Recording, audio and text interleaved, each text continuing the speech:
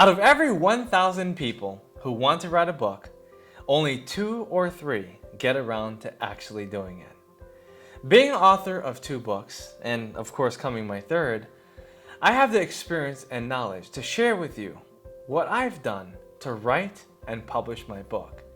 I've also published books for other people, and I believe that these tips can help you to write your book and to finally get it published, and even for free. So listen up. There's so many people that want to write a book, but they have so many ideas, or they have no idea. They want to write a book about themselves, but they don't have a theme or focus. You need a theme or focus. For instance, my first book, You Are the Boss, is about taking initiative. It's about taking charge of your life. Hence the name, You Are the Boss. You are the boss of your life, and so if you're going to be the boss, you have to take action, you have to take responsibility. That was the theme of my first book. When you're writing your first book, pick an overall theme and then craft your message around that theme. Yes, you might have an idea, but then you have to break it down in parts or chapters, which we'll talk about later. But once you have an overall theme, a perspective, it will give you the mental clarity in order for you to get this book out into the marketplace. A lot of people want to write a book, but they haven't written since high school or college. And so you can't just go out there and become a professional writer. Well, technically you can today, but it's not suggested. What I would do is write a couple articles, write a couple blogs, and get people to understand your message, but more importantly, get yourself to understand your own writing style. When you start writing, it helps you to really understand what is your core message and what you really want to say to people. More importantly, when you blog, when you write articles, you get feedback from others, and it allows you to share your point in a more strategic way. There's a big difference between writing a sentence that hasn't been edited and writing a sentence that's been edited multiple times, or even completely rewriting a whole entire sentence. When you practice your writing, it allows you to improve on so many different areas. You'll be able to make adjustments, and you'll be able to understand your voice. You'll also be able to hear what other people are saying and adjust along the way so that you can become a better writer. I don't typically recommend anyone writing a book unless they've written 10,000 words that other people have been able to read. That's about 10 or 20 articles. And once you get out a handful of articles, you'll have more authority on taking on a book. In fact, you can even use some of those articles and put it into your book if you really wanted to. The 3rd tip is to learn about writing. Now, even though you've been writing for almost all your life, there's still a lot to learn about it. How you structure sentences, grammatics, language. There's so many different things that you must learn before you become a competent writer. Because there's a lot to learn about writing, you should understand vocabulary, understand grammar, understand punctuation, understand how sentences are structured, and understand rhetoric, alliteration. There's so many different things to know, and there's many books on this subject. So make sure you get a couple of them and start learning about writing. But first practice, and then start studying so you become better along the way. One of the most prolific and professional writers of all time, Stephen King, once said, "To write is human, but to edit is divine." Once you understand the proofreading and editing process, you'll be able to put out profound pieces of literature. The 4th line of business is to outline your book. And this is easier than most people think.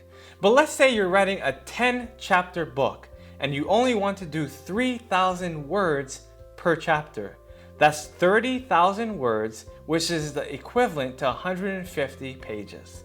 Now, it's very easy to do because all you need is just a point within the whole theme of the book and the expansion of that point. So let's say, for instance, you're talking about faith. Well, you can talk about faith and then use examples from your own life or the life of others, and then expand that point until you reach about 3,000 words, which constitutes a whole entire chapter. I know many people who have started their first book by attaching some of the articles that they've already posted on the internet. This is a great way to start your book, but it's not the only way.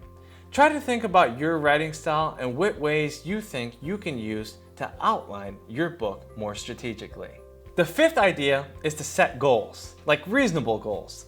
And a lot of people, when they pursue a book, they don't stay on target because they don't have an actual definite deadline to gear them and motivate them and inspire them to move. Let's say, for instance, that you wanted to be Superman and you wrote your book in 30 days. Assuming it's a 30,000 word book, you can simply write 1,000 words a day.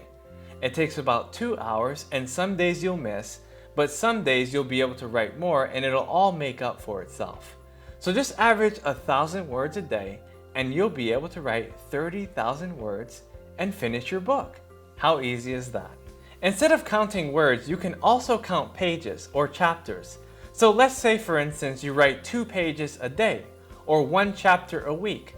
Whatever the number is, you decide what it is and start to work on it. Make sure it's achievable, because once you lose momentum in writing, you can never get it back.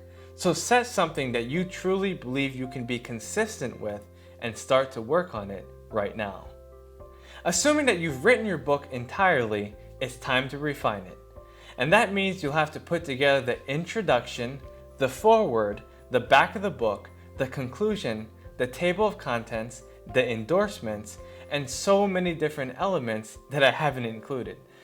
What I have to say to you is that these parts are usually the easiest, especially if you've been able to write the book. But be sure you put enough attention on it so it grasps the reader, because let's face it, people judge books by its cover.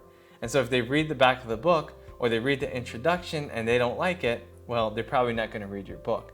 So make sure you put the time and effort into refining your book so you can be able to help your reader understand what it's all about. Now, the seventh and final tip is to publish. Now, I'm not going to go into too much detail, but I can tell you that there's 2 different ways to publish. You can self-publish or you can publish traditionally. If you're going to self-publish, you can use lulu.com or CreateSpace, and there's a whole bunch of different companies that can help you to do that, or you can do it on your own. That's how you can do it for free, by the way.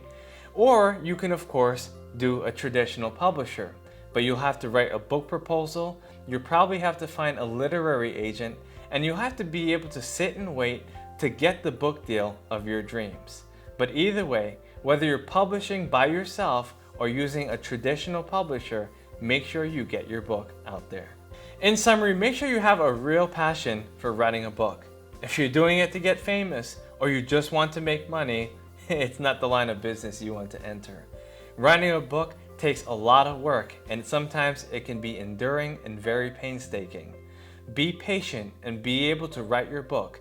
Give it 6 months to a year, even 2 years if you need to, and make sure you get your book out there into the world.